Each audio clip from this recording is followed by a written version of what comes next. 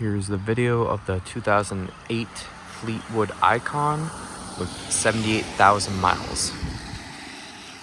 So first, we have the new hubcaps on the front. I do have them for the back, and I'll put them on the back as well so it looks nice and shiny.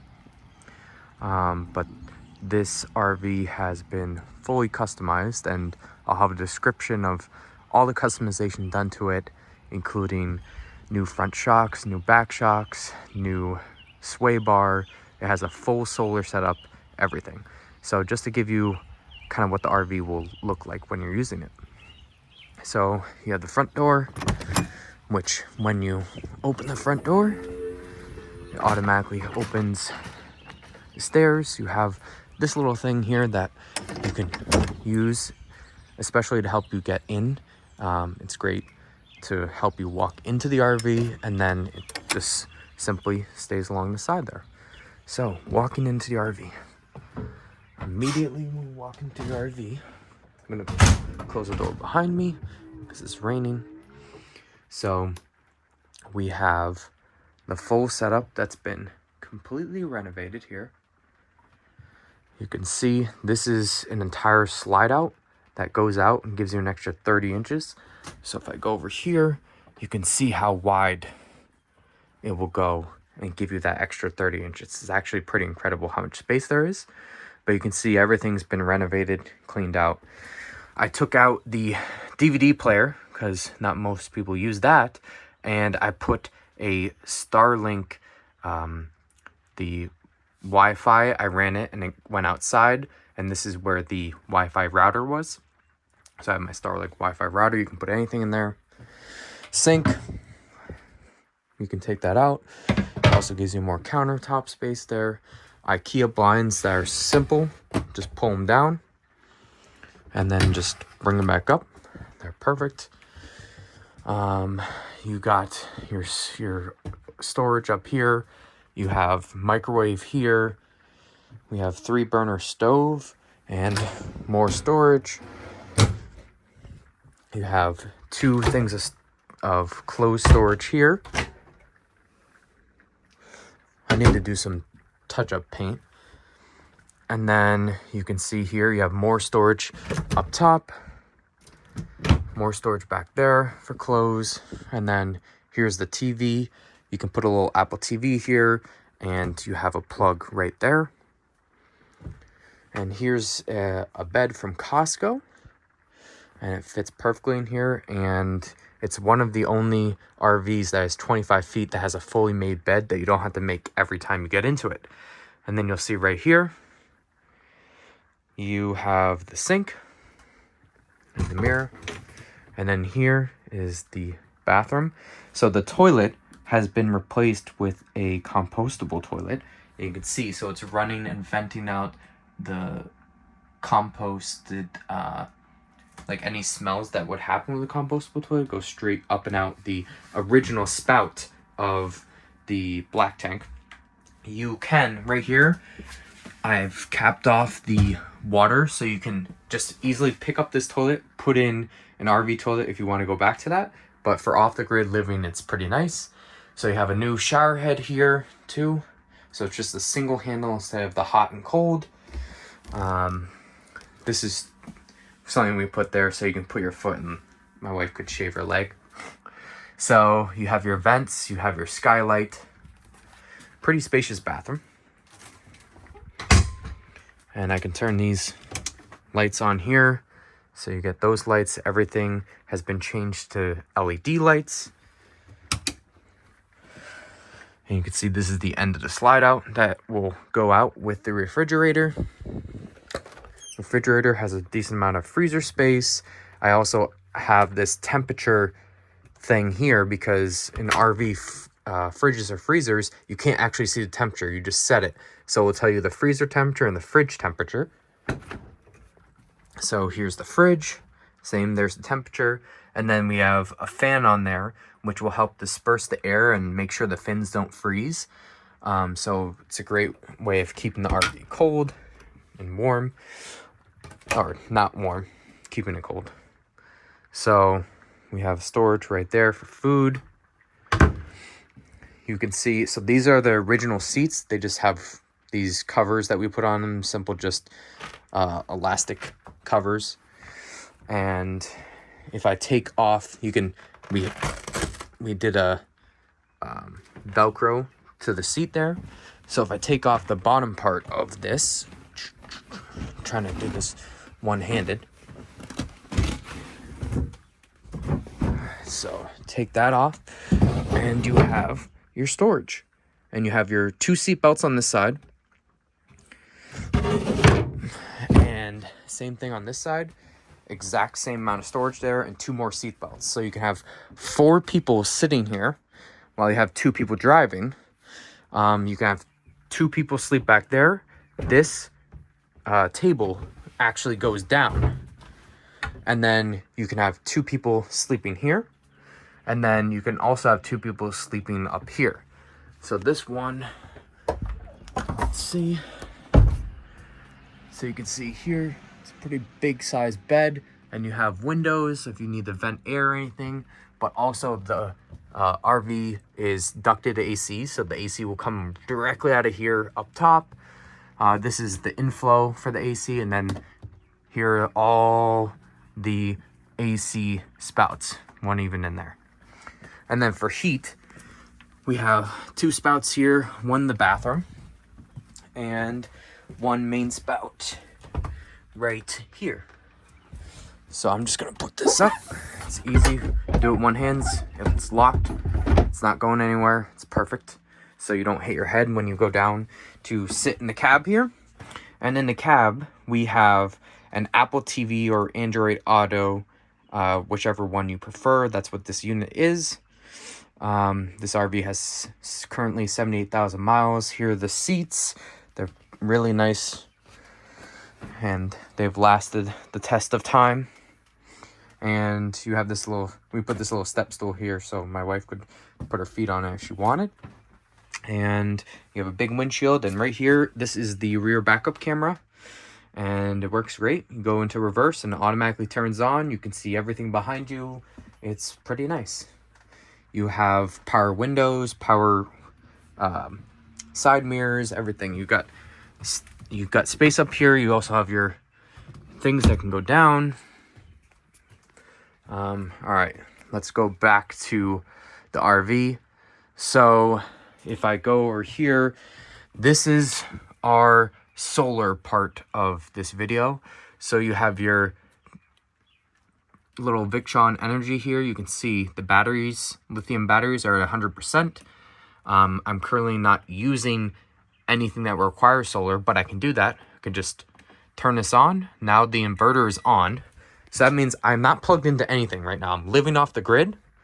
I can turn on the microwave because I have this inverter that takes the power from the batteries and the power from the sun to act like you're plugged in. So I'll turn that off. But you can run the microwave. You can run the AC unit off of your batteries and the inverter. It's been great, especially on like nice warm summer days when we were in Texas. We would run the AC fully at 100% off of the batteries, and that with sun coming in, and we would probably last about 2 to 4 hours, normally 4 hours with the sun coming in, of fully using just our batteries. And then we would turn on the generator outside, which will charge our batteries, and you run off the AC can run off of it. And then we would just, when the batteries got full again, we turn the generator off and use just the batteries. But the batteries work so great. You can do so many things and literally live in the middle of nowhere. We also had the fridge run off our inverter pretty much all the time. So it's really nice. So I can just turn off the inverter, which means I can still use lights in here. It just means that the heavy appliances, I don't need to have the inverter on, which uses just a little bit of power when it's on. But you might as well just have it off unless you really need it. But you can see, change out LEDs everywhere, and then the lights for those back are over there. Okay, So I think that's pretty much everything in here. You've got your vent fan here in case you're in a warm place, but it's not too warm. You don't need the AC. You can open this up and run the fan and just have it take the hot air out of the RV. That is definitely uses a lot less power than using your AC unit. Then you have your thermostat here, so you can run the AC or you can turn on your heat. So running the AC, we have an AC easy start. So that just means that that initial burst of the AC won't affect how it won't oversurge the system. So you'll be able to start up your AC on solar, which is amazing. And the heat works really well. And if you want, this is what my wife and I did, was up here, we put a hook with a curtain all the way over to this side. These were standard in the RV, so I didn't puncture any holes. And we put a curtain up here so that we could be back here, eat food. No one can really see us if we wanted. Or we also just have these shades that I have outside that will cover all the windows. We'll put those up at night as well. So we'll just have double going on there. Now let's go outside. So if you want the stairs to stay out the entire time, you just click that button. So when I close it, the stairs won't go in case you're like at an RV park and you don't want them going in and out all the time. But if you ever turn on the engine, they will automatically go in because you can't have the stairs out when you're driving. So this is what it looks like from the outside here. Let's work our way across. So we talked about the handle. We have a storage compartment here. This is a pretty large one. You've got good space right here, and then it shoots across the top. So I actually put 2 big foldable chairs that can go all the way across, or if you had like skis or something, it goes all the way to the other side opening. So here's what the water heater looks like. Works great. Okay, this is the furnace output. So when the furnace is going, you can feel the heat coming out this way. It's just the exhaust from the furnace. And then you have your prong plugs out here. And then right here is the RV generator. So you can turn it on from within inside and that will charge the batteries, or you could just run bigger appliance off of it. I think it's great to have when you have batteries and you just need to top them off maybe before the night ends, so you can use all your appliances throughout the night. It's really amazing to lift off grid like that. Here's another storage bay. And then right here is, I'm gonna hook this right here. This is the whole solar setup in here. So we have the 2 lithium batteries. This is just a safe box that we've drilled down into the bottom here. You can undrill it if you want. So we just put like a passport and stuff like that in there, just to keep us safe on the road. But here's the 2800 watt inverter with all the setup connecting to the roof with the solar panels. Okay, we work our way around the back and we have the ladder. You can see the backup camera right there. And we'll go along this side here. So here's another little storage area, but you can see this is where the gray water and black water tanks kind of go. And you can see that's where you'll open up the gray or the black. It's important to note that we don't use the black tank, so we use that as a secondary gray tank. So there's only been water that's been in these tanks since they've been cleaned, so we don't have any sludge or anything built up because we're using the compostable toilet. And here is where you can plug in to shore power. So if you are at an RV site, you can plug the RV directly in the shore power, which will charge your batteries, and you can use stuff inside. So it's a great way to get your batteries fully charged, and you can customize how much power you want to push into your batteries. So if you're only charged for a little bit, push a ton of power, or if you're charged overnight, you can just slowly push power as time goes. Right here is the outdoor shower. And right here is the back vents of the fridge.